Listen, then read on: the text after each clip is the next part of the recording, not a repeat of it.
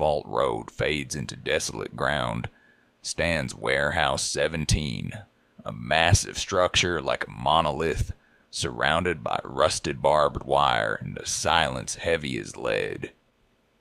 Its gray concrete walls bear the scars of time, and the number 17, painted in faded red, looks like an old wound. 30 years ago, the warehouse was officially closed for incomplete maintenance work, but whispers among the soldiers tell other stories. Screams seeping through at dawn, shadows moving behind shattered windows, and men who entered its doors never to return. On a bleak gray morning, the order came from Captain Harris. A team of 5 soldiers would open the warehouse and prepare it for reuse. The assigned team, Lieutenant Cole, the team leader, calm and seasoned, his eyes carrying the weight of an old loss he never speaks of. The loss of his previous team in a classified mission in 2015 made him cautious, yet he still believes in duty. Corporal Reed, the tough missions man, blunt and quick-tempered, but loyal. He loves recounting tales of his heroics, hiding his fear with sarcastic jokes.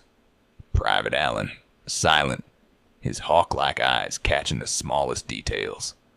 His tracking skills make him the team's vigilant eye.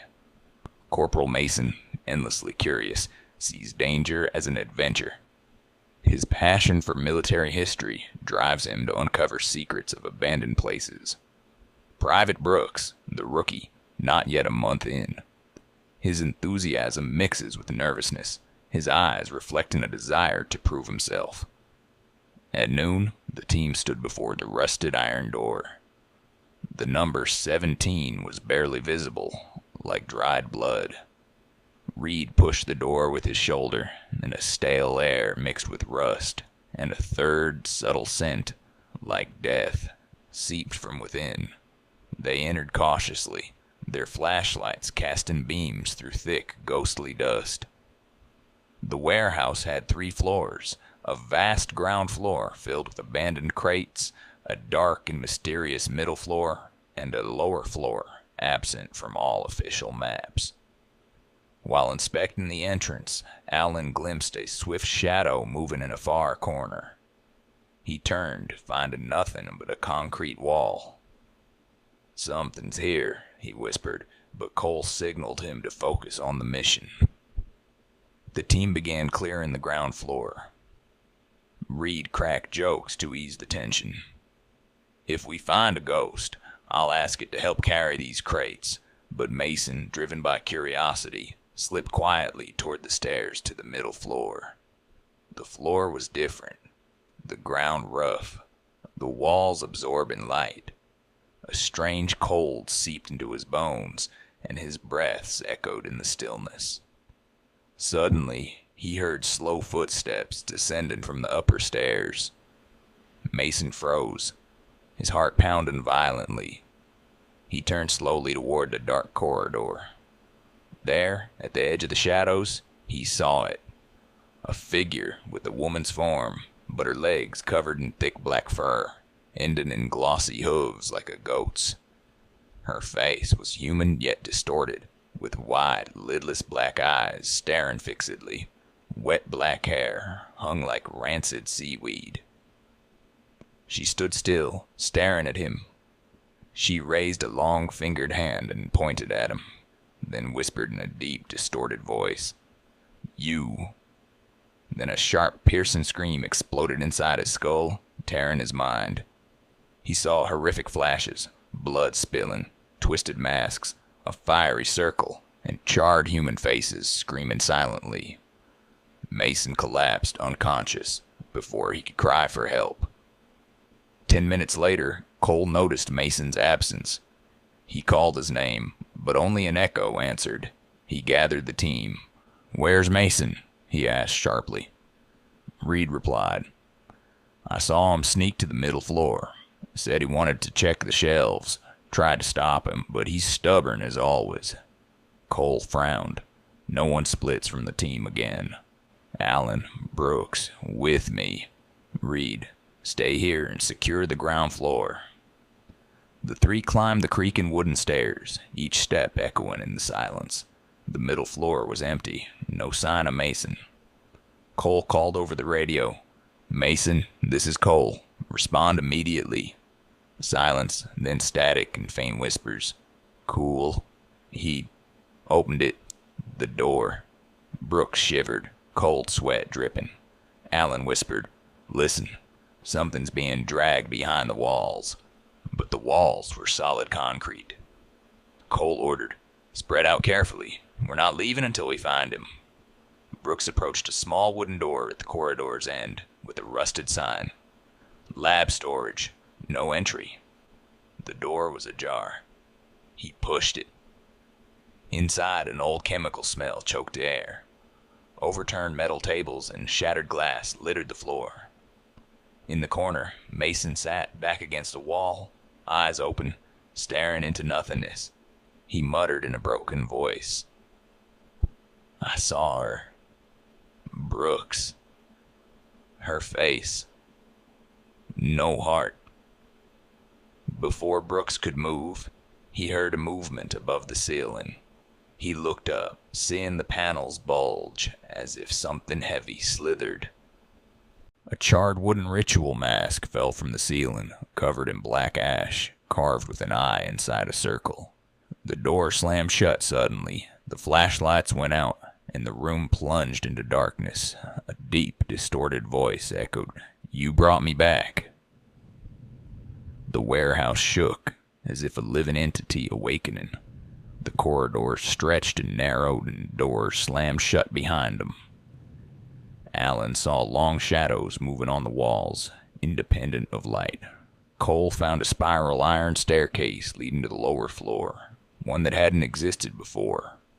The cold air was dead, and the air smelled of mold and sulfur.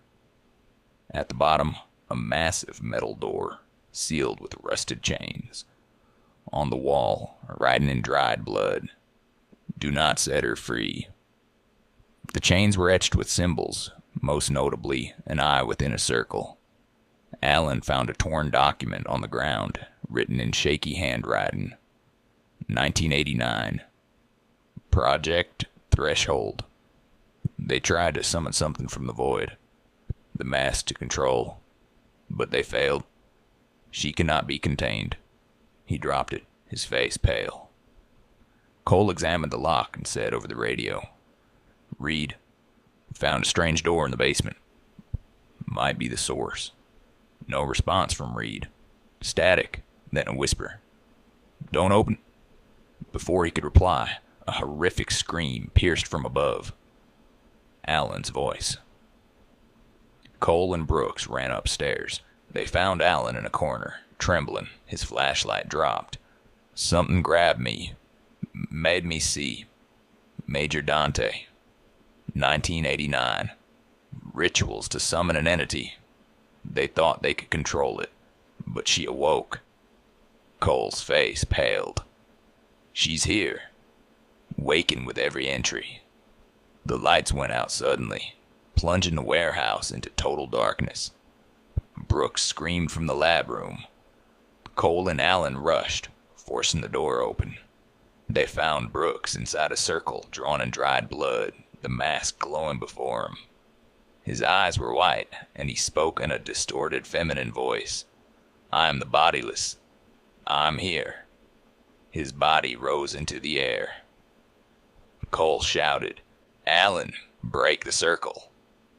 Allen grabbed a metal rod and struck the circle, scattering the blood.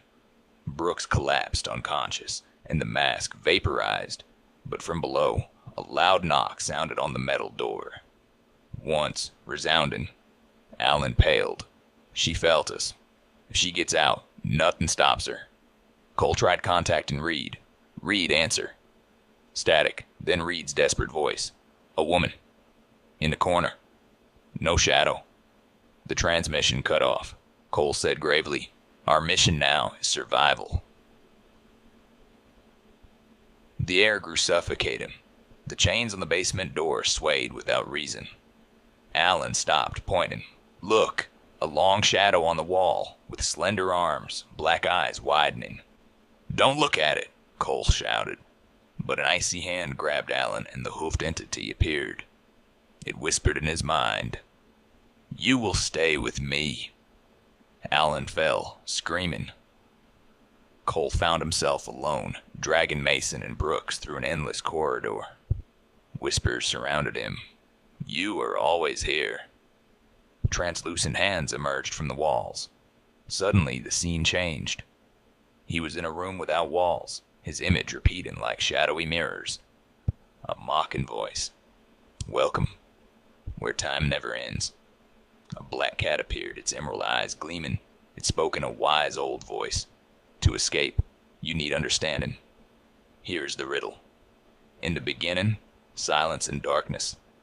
In the middle, light reveals secrets. In the end, darkness engulfs all, but it holds promise or doom. Where does the true path begin?" Cole repeated the words, thinking. He recalled his old team, how he lost them by ignoring their warnings. Silence is our fear. Light revealed the horror. Darkness is the truth. The path begins by facing my fear. The cat smiled. "You're close, but your darkness is the choice." Two doors appeared, a glowing white one and a pitch black one. The cat's voice. Illusory light, or darkness with bitter truth. Cole remembered his old loss, how choosing safety cost him everything. He ignored the white door and opened the black one. He found an absolute void, but a distant light appeared like a star. A calm voice. "Truth is not comforting." He approached, finding the warehouse entrance. He exited, dragging Mason and Brooks. The outside air was clean, but the warehouse seemed to watch him. Did he escape? Or did the warehouse let him go? What about Reed and Allen? Part of Cole felt he was still inside Warehouse 17, and that the warehouse was waiting. The end.